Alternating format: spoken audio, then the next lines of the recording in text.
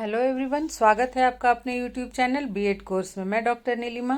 आज इस वीडियो में चर्चा करूंगी कोर्स 2 के यूनिट 2 के ही एक टॉपिक नीति निर्देशक तत्वों का महत्व एवं शिक्षा में नीति निर्देशक तत्वों का महत्व। अगर आप बीएड के सिलेबस, उसके एडमिशन प्रोसेस या नोट्स के विषय में जानना चाहते हैं तो डिस्क्रिप्शन बॉक्स में लिंक दिया हुआ है, आप वहां जाकर देख सकते हैं। बीएड का सारा सिलेबस हिंदी में वहां उपलब्ध है। और अगर आप मेरे चैनल पर नए हैं तो इसे सब्सक्राइब करके बेल आइकन दबा सकते हैं, जिससे कि मेरे आने वाले वीडियो के नोटिफिकेशंस आपको मिल सके। तो आइए शुरुआत करते हैं। नीति निर्देशक तत्वों का महत्व। मौलिक अधिकार और नीति निर्देशक तत्व में क्या अंतर है, ये हमने पिछले वीडियो में कर लिया था। आज हम करेंगे नीति निर्देशक तत्वों का क्या महत्व है। ये एग्जाम में आया था क्वेश्चन, इसीलिए मैंने इसे तैयार किया है। तो जो नीति निर्देशक तत्व हैं, इनका वर्णन संविधान के भाग 4 में किया गया है। ये बहुत ही महत्वपूर्ण एवं उपयोगी भाग है। ये तत्व संवैधानिक और व्यवहारिक दृष्टि से बहुत महत्वपूर्ण है। नीति निर्देशक तत्वों के महत्व इस प्रकार हैं। सबसे पहले, शासन के मूल्यांकन का आधार। तो ये जो नीति निर्देशक तत्व हैं, ये जनसाधारण को शासन की सफलता और असफलता की जांच करने में मापदंड प्रदान करते हैं। नीति निर्देशक तत्व जन कल्याणकारी राज्यों की स्थापना हेतु आर्थिक, सामाजिक, सुरक्षात्मक कार्यों को करने हेतु राज्यों को निर्देश देते हैं। जब जो दल सत्तारूढ़ होते हैं, इन्हीं सिद्धांतों के आधार पर विकास के कार्य करते हैं। इसलिए शासक दल चुनावों के दौरान इन सिद्धांतों के संदर्भ में अपनी सफलताएं गिनाता है। अर्थात ये जो नीति निर्देशक सिद्धांत है, ये राज्यों के निर्देशक मतलब उनको डायरेक्शन देते हैं कि उन्हें किस दिशा में कार्य करना है। और इसके आधार पर जब भी चुनाव होता है 5 साल बाद, तो जो शासक दल रहता है वो बताता है कि उसने क्या क्या कार्य किए हैं जन कल्याण के लिए, और इससे उनकी सफलता असफलता या फिर शासन का मूल्यांकन कि वो इस जो भी दल सत्ता में है कि उसका शासन कितना अच्छा था, उसने क्या क्या कार्य किया। तो ये शासन का मूल्यांकन करने हेतु जनता को आधार प्रदान करते हैं, जिससे वह उस सत्तारूढ़ दल के कार्यों का मूल्यांकन कर सके। नेक्स्ट है आर्थिक लोकतंत्र की स्थापना में सहायक। ये जो सिद्धांत है, नीति निर्देशक सिद्धांत, नागरिकों को आर्थिक शोषण से मुक्ति दिलाने का प्रयास करते हैं। और इसी प्रकार ये सिद्धांत सरकार को राजनीतिक लोकतंत्र की स्थापना करने के साथ साथ आर्थिक लोकतंत्र स्थापित करने में भी सहयोग देते हैं। ये सिद्धांत देश की आर्थिक वृद्धि के लिए या फिर व्यक्तियों के आर्थिक सुदृढ़ीकरण के लिए कई सारे निर्देश देते हैं। जैसे कि अब एक है कि समान कार्य के लिए समान वेतन देना, सभी व्यक्तियों को रोजगार के समान अवसर देना। तो इस तरह से, या फिर बाल श्रम निषेध है। तो इस तरह के कई जो निर्देशक सिद्धांत हैं वो इसमें दिए गए हैं, जिससे कि जनता को आर्थिक शोषण से मुक्ति दिलाई जा सकती है, उनको आर्थिक रूप से सबल बनाने का प्रयास किया जाता है और सब में आर्थिक समानता स्थापित करने की, समता स्थापित करने के से संबंधित नीतियां बनाई जाती हैं। तो ये जो निर्देशक तत्व हैं, ये आर्थिक लोकतंत्र की स्थापना में भी सहायक होते हैं। नेक्स्ट है कर्तव्य बोध का आभास। नीति निर्देशक तत्व भारत की शासनिक नीति को प्रभावित और निर्देशित करते हैं।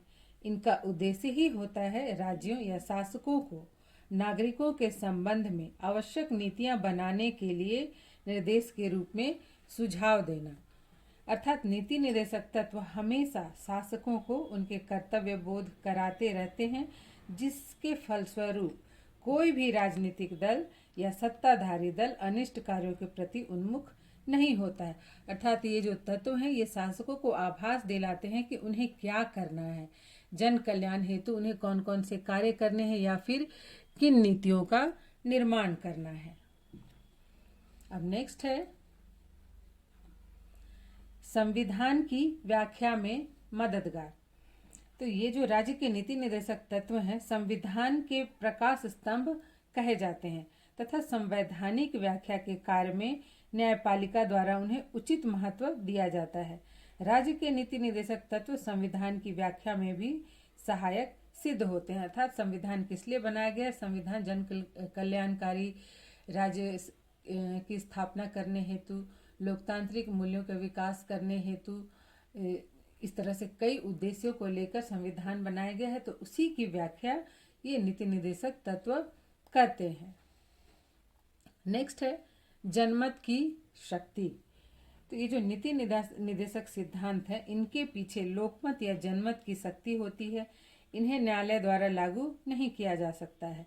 प्रजातांत्रिक शासन व्यवस्था में लोकमत ही सबसे बड़ा न्यायालय है। अर्थात ये जो नीति निर्देशक सिद्धांतों के आधार पर जो भी नियम या कानून बनाए जाते हैं, तो इसके पीछे जनमत होती है। जनमत के आधार पर, लोकमत के आधार पर ही नियम या कानून बनाए जाते हैं।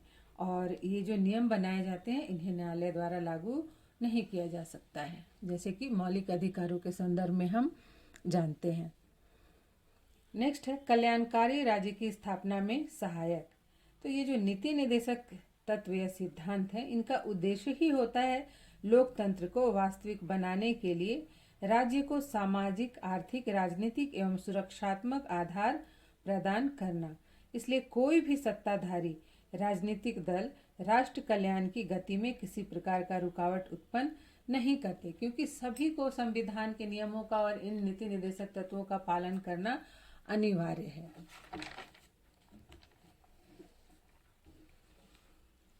नेक्स्ट है सामाजिक एवं आर्थिक व्यवस्था को सुदृढ़ बनाना। तो ये जो नीति निर्देशक तत्व या सिद्धांत है, भारत की सामाजिक एवं आर्थिक व्यवस्था को सुनिश्चित रूप देते हैं। इनके ही आधार पर समाज कल्याण के लिए कई कानून बनाए गए, जैसे कि हम देखते हैं अस्पृश्यता निषेध का अधिनियम बनाया गया, बाल श्रम निषेध अधिनियम बनाया गया, शिक्षा का अधिकार अधिनियम पारित हुआ, समान कार्य समान वेतन से संबंधित नियम पारित हुए। आज पर्यावरण की समस्या से सारा विश्व जूझ रहा है, तो इसके लिए आज पर्यावरण शिक्षा को भी सभी स्तरों पर, सभी शिक्षा के स्तरों पर उनके सिलेबस में शामिल किया जा रहा है। इत्यादि कई ऐसे कदम हैं जो कि इन्हीं सिद्धांतों के आधार पर राज्य ने उठाए हैं। नेक्स्ट जो महत्व है वह है संवैधानिक महत्व। नीति निर्देशक सिद्धांतों से भारत की राज्य संबंधी नीति में स्थिरता एवं समता बनी रहती है। ये सरकार को उनके कर्तव्यों की याद दिलाते हैं। यदि कोई सरकार इनकी उपेक्षा करती है तो विरोधी दल इनके आधार पर सरकार की आलोचना करके इसका अनुपालन करने को बाध्य करते हैं। अर्थात ये जो नीति निर्देशक सिद्धांत है, ये सरकार को निर्देश देते हैं कि उन्हें जन कल्याण के लिए कौन कौन से नियम या नीतियां बनानी है, और अगर वो इसके अनुसार नीतियां या नियम नहीं बनाते हैं तो जो विरोधी दल होती है वो उनका विरोध करके उन्हें इन नीतियों के विरुद्ध कोई कार्य करने से रोकती है। नेक्स्ट है विधि निर्माण में सहायक। तो ये सिद्धांत व्यवस्थापिका को विधि निर्माण में भी मार्गदर्शन एवं सहायता देते हैं। इसके कई सिद्धांतों के आधार पर विधि का निर्माण भी हुआ है तथा न्यायपालिका ने न्यायिक निर्णयों में इनका उपयोग भी किया है। अर्थात ये जो न्यायपालिका है, व्यवस्थापिका है, इसको भी कई तरह के नियम कानून जो कि समाज के हित में होते हैं, व्यक्ति के हित में होते हैं, उसका निर्माण करने में मार्गदर्शन देते हैं, सहायता देते हैं, और उसके आधार पर कई सारे न्यायिक निर्णय भी किए जाते हैं। नेक्स्ट है और लास्ट है अंतर्राष्ट्रीय शांति एवं सुरक्षा के मार्गदर्शक। तो इन सिद्धांतों के आधार पर ही सरकार द्वारा विभिन्न राष्ट्रों से मैत्रीपूर्ण संबंध बनाए रखने, संधि वार्ता या किसी अंतर्राष्ट्रीय विवादों को सुलझाने का प्रयास किया जाता है। इस प्रकार ये सिद्धांत अंतर्राष्ट्रीय शांति एवं सुरक्षा संबंधित मार्गदर्शन भी सरकार को प्रदान करते हैं, क्योंकि ये जो हमारा देश है या फिर विश्व का कोई भी देश, वो स्वयं अपनी सारी आवश्यकताओं की पूर्ति तो करता नहीं। हर एक देश एक दूसरे से अपनी आवश्यकता की चीज़ों का आदान प्रदान, आयात निर्यात करता है। एक देश में कोई घटना होती है तो उसका प्रभाव कई देशों पर पड़ता है। तो जब भी अंतर्राष्ट्रीय शांति स्थापना की बात हो या देश की सुरक्षा की बात हो, तो ये नीति निर्देशक सिद्धांत शासक दल को ये निर्देश देते हैं, ये सुझाव प्रस्तुत करते हैं कि इनका हल उन्हें कैसे निकालना है। तो ये तो थे नीति निर्देशक सिद्धांत के महत्व। अब हम थोड़ा सा देख लेते हैं कि नीति निर्देशक सिद्धांतों का शिक्षा में क्या महत्व है, क्योंकि अगर इस बार क्वेश्चन आया है कि नीति निर्देशक सिद्धांतों का महत्व, तो हो सकता है कि शिक्षा में भी इसका महत्व पूछ दे। तो राज्य के नीति निर्देशक सिद्धांतों का शिक्षा में महत्व। तो भारतीय संविधान के भाग 4 में वर्णित नीति निर्देशक सिद्धांतों को यदि हम ध्यान पूर्वक देखें तो पाएंगे कि ये नीति निर्देशक सिद्धांत भारतीय समाज के आदर्शों को प्रस्तुत करते हैं, अर्थात हमारा भारतीय समाज का जो आदर्श है वही इन सिद्धांतों के माध्यम से देखा जा सकता है, उसे ही देखा जा सकता है। सभी जानते हैं कि 15 अगस्त 1947 को जब हमारा देश स्वतंत्र हुआ, तब हमारे देश का सामाजिक एवं आर्थिक स्थिति जो थी हमारे देश की, वो अस्त व्यस्त थी। देश की उन्नति के लिए गरीबों, अशिक्षितों और पिछड़ी जातियों की हालत को सुधारना भी जरूरी था। लोगों की आर्थिक हालत में सुधार करने के लिए स्पष्ट कदम उठाने तथा सरकार को निश्चित दिशा निर्देश देने की जरूरत थी।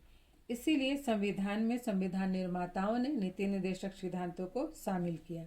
हम कह सकते हैं कि वास्तव में ये सिद्धांत केंद्र एवं राज्य सरकारों के लिए निर्देश है। प्रत्येक सरकार कानून बनाते समय इन निर्देशों पर अमल करती है। इन सिद्धांतों के कारण ही सरकार ने धनी और गरीब के अंतर को कम करने के लिए अनेक कानून बनाए हैं। धारा 38(1) में सामाजिक व्यवस्था का आधार न्याय बताया गया है।